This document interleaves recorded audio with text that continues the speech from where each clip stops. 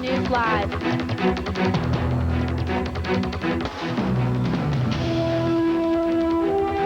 Good evening, everyone, and welcome to TV5 News Live for Thursday, October 18th.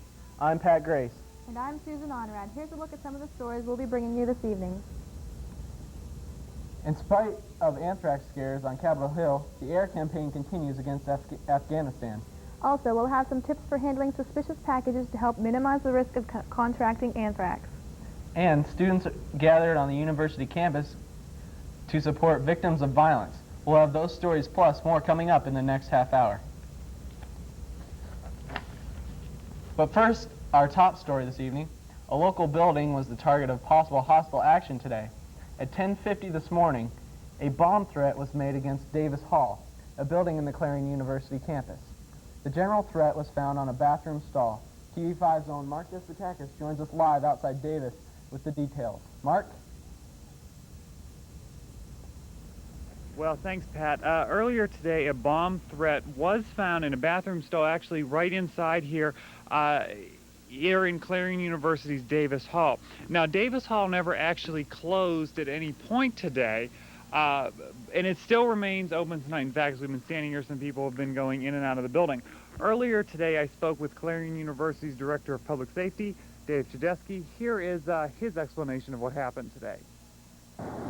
Well, we received a report that there was a general bomb threat that was written on the bathroom stall wall in one of the restrooms in Davis Hall. Okay. And what are you guys still investigating? Is University Public Safety still investigating? Yes, the university's public safety department, with the help of some outside agencies, is continuing to investigate this. At this point, we're treating it as a terroristic threats offense. If the person is identified, they'll be criminally prosecuted.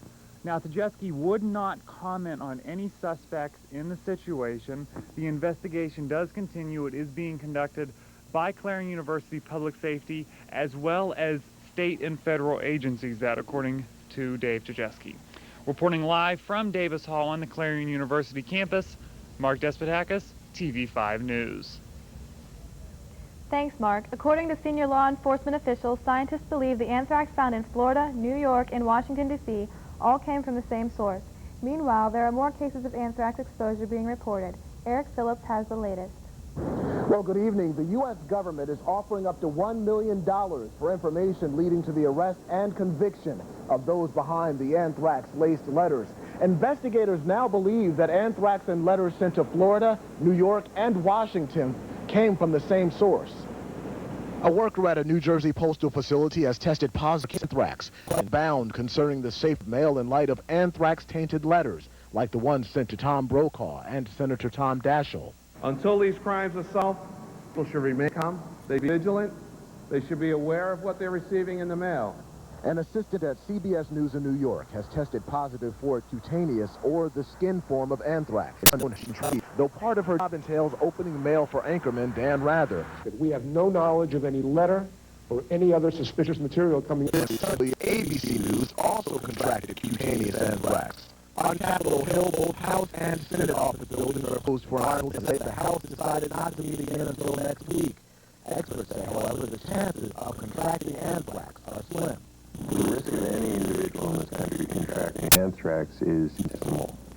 The anthrax scare has found its way outside of U.S. borders. In Nairobi, Kenya, a package mailed from Atlanta on September 8th has tested positive for exports to draw public attention away from the war in Afghanistan, where bombs rained down for a 12th day. We've made progress in destroying or degrading the Taliban infrastructure and setting the conditions for future operations. Vice President Dick Cheney visited Ground Zero in New York for the first time today. Meanwhile, President Bush is in China at an economic summit. In Washington, Eric Phillips, back to you. The Director of Homeland Security, former Pennsylvania Governor Tom Ridge, is urging the public not to allow hysteria to compound the anthrax scare. He says of thousands of people who've tested for anthrax exposure, only a few cases have warranted further concern. Thousands and thousands and thousands of people have been tested for anthrax exposure, and thousands of environmental samples have been taken as well. Yet only 5 people have tested positive at this time for anthrax. We're in the process of confirming a 6th. We'll get back to you with details on that later. But today, as of now, we have only 5 out of those thousands that have been tested. Meanwhile, FBI Director Robert Mueller announced a reward for the arrest of those responsible for the attacks. Postmaster General John Potter announced the U.S. Postal Service will send out a card to quote everyone in America and what to look out for in mail.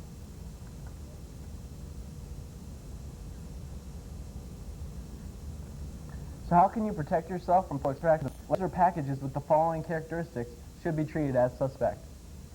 If it has excessive postage, if there are misspellings of common words, if there are restricted markings such as confidential or personal, if there is excessive tape or string, if there are oily stains, discolorations, or crystallization on the wrapper, and if the letter is rigid or bulky. If you email and are concerned it contains biohazardous material, call emergency officials immediately. A community at its full is when the Department of Environmental Protection, the local fire board plant, identifiable pollutants contaminated or dominated the agenda. Voiced concerns about the safety of the public as well as that of Temple Inland of emission levels. In contrast to last June's public hearing, neither Temple Inland nor the Department of Environmental Protection responded to the citizens' concerns. In Shanghai, China, Thursday for the Asia-Pacific Economic Cooperative Summit. The president will be looking for support from the other nations at a conference for the World Summit.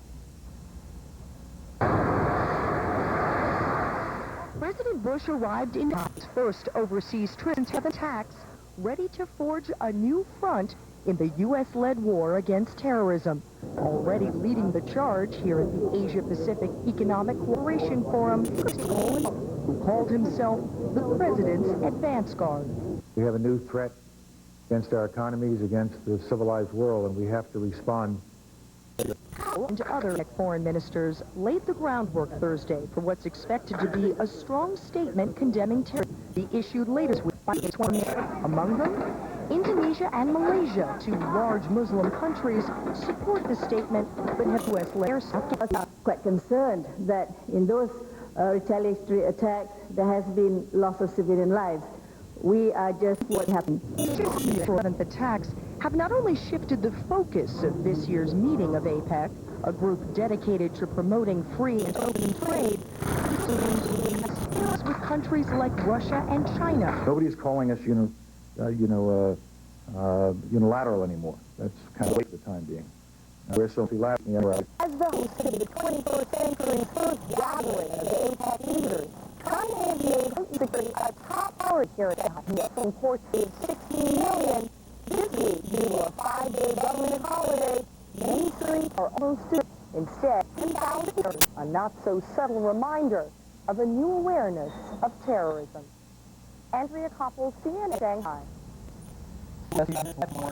Local students had a vigil tonight to support violence.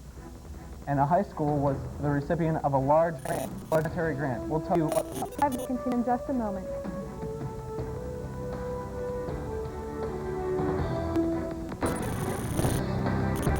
Possible through a grant by Fox's Pizza Den. Fox's Pizza Den is located on Old Route 66 in Clarion and offers all 5555. That's 226-5555. Fox's Pizza Den is open 7 days a week. 5555. Wardrobe for some P5 and wearing. If you're looking for junior trendy, girls, or fashion for women, they have it all, with many different styles. Fashion also offers wide selection of accessories and catering just off of Exit 9 of Interstate 80. Open Monday through Saturday, 10 a.m. till 9 p.m., and Sunday from noon till 5. This portion of the program was made possible through a grant from Clarion Hospital. Clarion Hospital is off Exit 9 of Interstate 80. Clarion Hospital treatment care, as well as an emergency room open around the clock every day of the year. More than 400 employees in 84 community. Call the Clarion Hospital 225.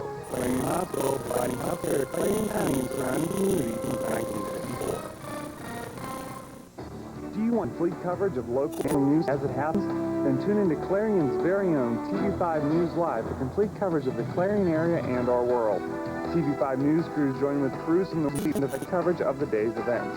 With advanced satellite capabilities, TV5 News can bring you the latest news as it happens. So tune every Tuesday and Wednesday night for Clarion's own TV5 News Live. This is TV5 News Live.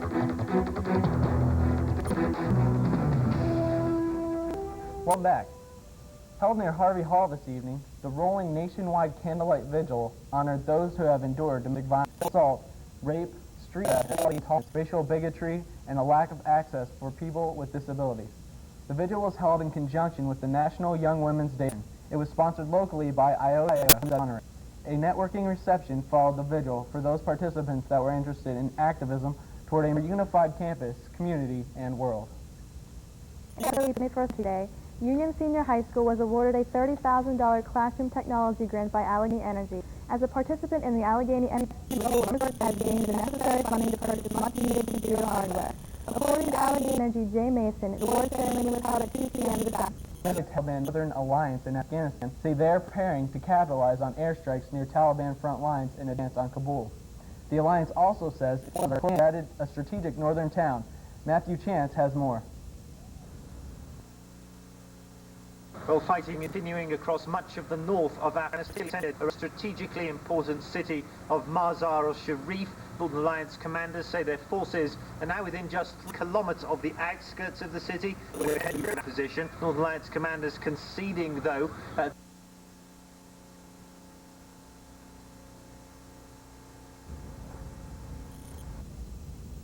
Stay with us. TV5 News Live has more to come. Vice President Dick Cheney visited Ground Zero in New York today. And later, Chris Portman will join us with the TV5 West. Here's a look at tonight's lottery numbers.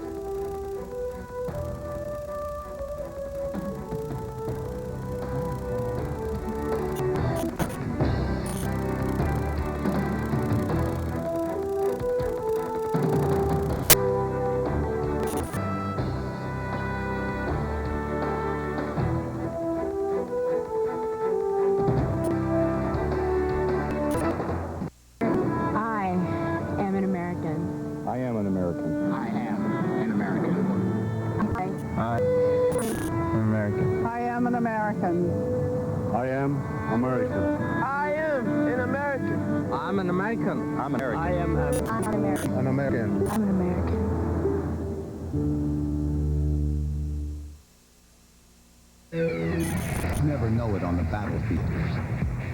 But nearly half of today's military are National Guard and reservists. Or employers support.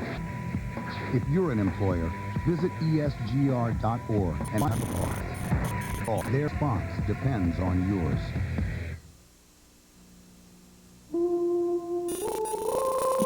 Disaster aren't always hammers and nails. The tools needed give warmth to the power.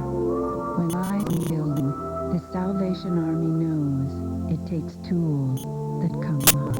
Online or call 1-800-SAR.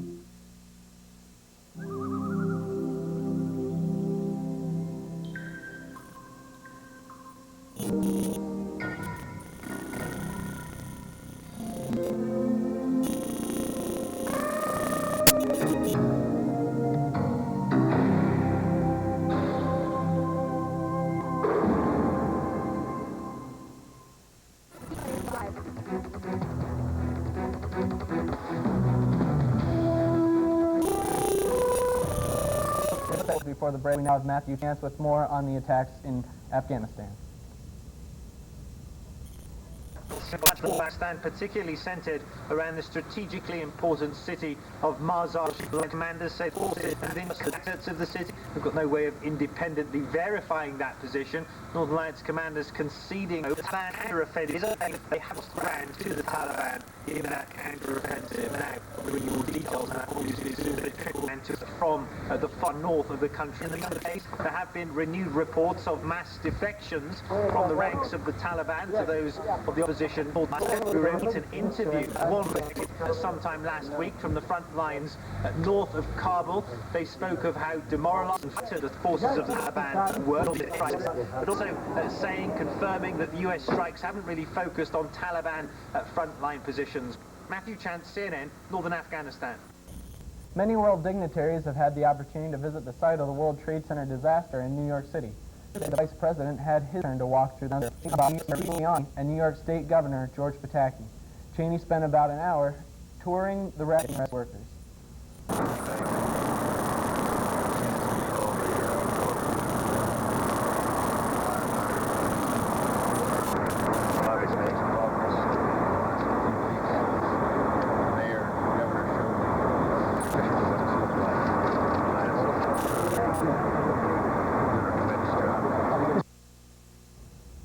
The Vice President has been closely guarding the attack, immediately following the terrorist strikes.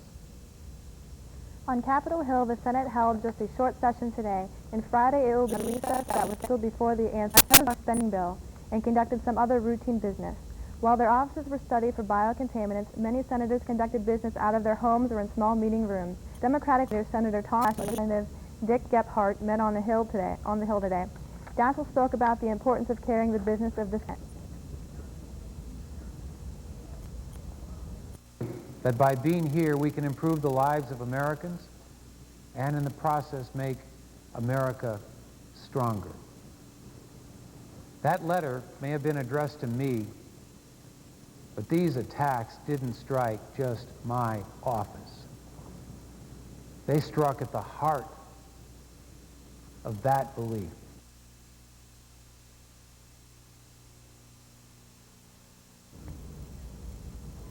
Health officials say there are no new anthrax exposures on Capitol Hill, and the number of people who tested positive remains at 31.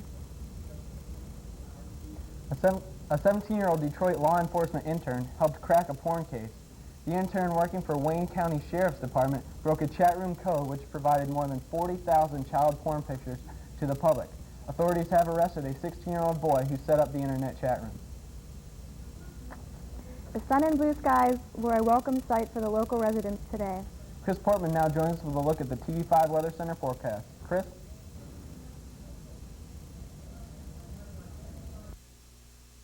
It's a beautiful day throughout most of the day. Early this morning, you probably had to scrape some frost off of your windshields, but by mid-afternoon, highs got up into the upper 50s. What does the rest of the weekend have in store? Well, let's first take a look at our satellite image from the day. As you can see, there is a band of clouds that's moving through the Great Lakes region. What's going to happen is that low pressure system is going to move into our area early Saturday, and it's going to decrease the temperatures. Temperatures will only be in the mid-50s, similar to today, with a cool wind chill for Saturday. But once it moves through our area, we'll see increasing temperatures by Sunday and even into Monday. Again, you can see a high pressure system in mainly West Virginia area. That high pressure system is why we saw the sunny skies today. What a high pressure system normally does is that when it moves through an area, it will actually pull the air down, and as the air is pushed down and it sinks, it also creates the opportunity for clouds to disperse. That's why we saw the sunny skies today and the sunny skies that we'll see tomorrow. If you take a look at our national map, you can see that throughout most of the nation, it'll be great. The week will be absolutely fantastic. In New York, you can see highs of 61 sunny skies. Washington, D.C., sunny skies. In the middle of the United States, Topeka, Kansas, 67 degrees with some clouds. And on the West Coast, 72 degrees with sun. It's going to be a great day tomorrow, and it'll be a great day on Friday. This map is particularly important for those of you who like to watch the leaves change. As you can see in our area here in western Pennsylvania, this is a prime time to come in and to look at the leaves. Take a walk through Cook's Forest this weekend. It'll be a great weekend to do some nature walking.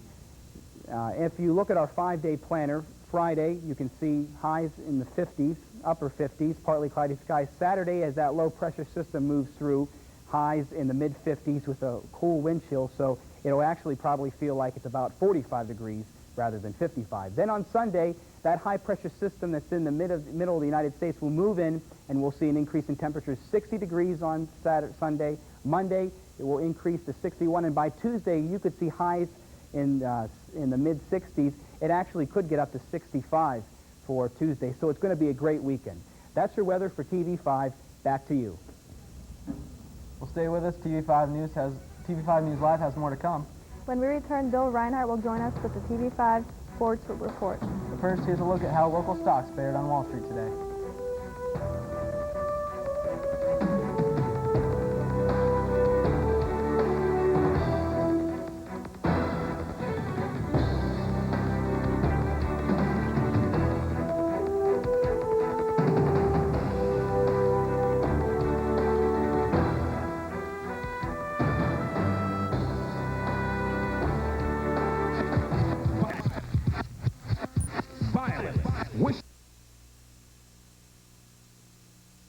Hold us back.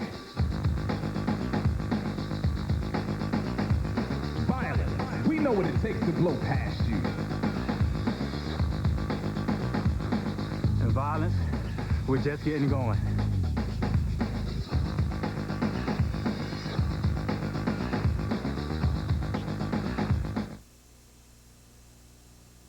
On September 11th, America faced terrorist attacks of the worst kind. Innocent lives were lost, and a sad cloud was cast over this great nation. These acts were intended to cause fear among all Americans, including our children. But we cannot let that happen. There are things we can do to help our kids. Talk with them, listen to them, tell them they're safe and that they're loved. God bless you, and God bless America. It may not look like it, but you're watching the future of the Earth pass by. Because many of these products are made from materials you've been recycling. But to keep recycling working, you need to buy products that say, made from recycled materials. For all those next in line, it would mean the world to them.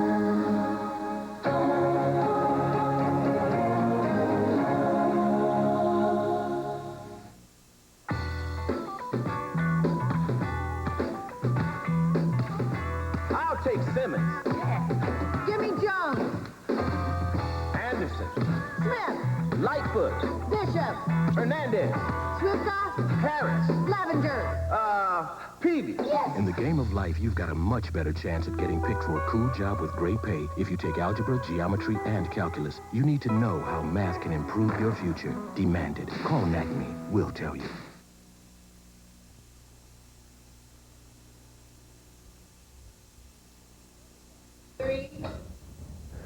Welcome back. This Saturday, the Clarion Golden Eagles host PSAC rival, the 3-3 Slippery Rock Rockets. The Clarion goes into the game with a 3-4 record, and all 3 wins have come with a home field advantage. You can check out the game on the radio at WCCR-FM 92.7 or on the internet at www.redzonemedia.com. The kickoff time is scheduled for 1 o'clock p.m. And many NASCAR fans are looking forward to this weekend's race. Here's Jeff Fischel with a NASCAR Minute.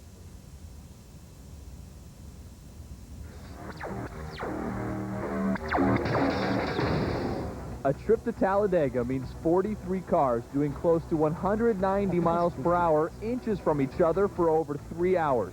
To the drivers, it's not always fun, but it is something that they have learned to live with. You know, it's a little tense driving what the rules are, but we went down there. We were one of the cars involved in the test, and any of the rules you do to slow those cars down, they're all going to be in a pile. I like the rules we got now. They sure haven't caused any of the big wrecks. Anytime one of those big wrecks happened, it's still because one person ran into another person.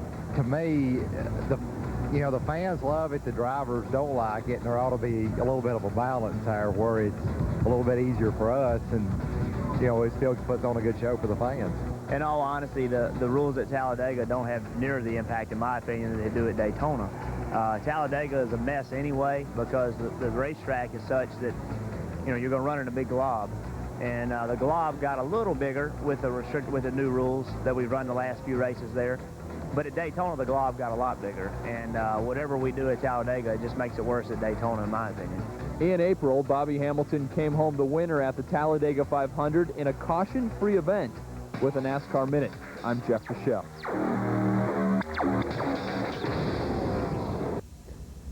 It's Tonight, the Jacksonville Jaguars take on the Buffalo Bills in a special broadcast of Thursday Night Football. Buffalo is looking for its first win of the season with an 0-4 record. It's worst since 1985. And Jacksonville is looking to break out of a 500 start with a 2-2 record. Buffalo has been swarmed with injuries since the start of the season. 11 of the Bills' 22 starters combined for a total of 34 NFL starts. The game will be broadcast at 8:30 tonight on ABC. I'm Bill Reinhart. That's Sports for Thursday. Now back over to you. That's all for this edition of TV5 News Live. Courtney Maines and Kelly Esno will join you again next Tuesday with Clarion's very own TV5 News live at 8 o'clock. Until then, I'm Susan Honorad. And I'm Pat Grace. For everyone here at TV5, have a good night and enjoy the weekend.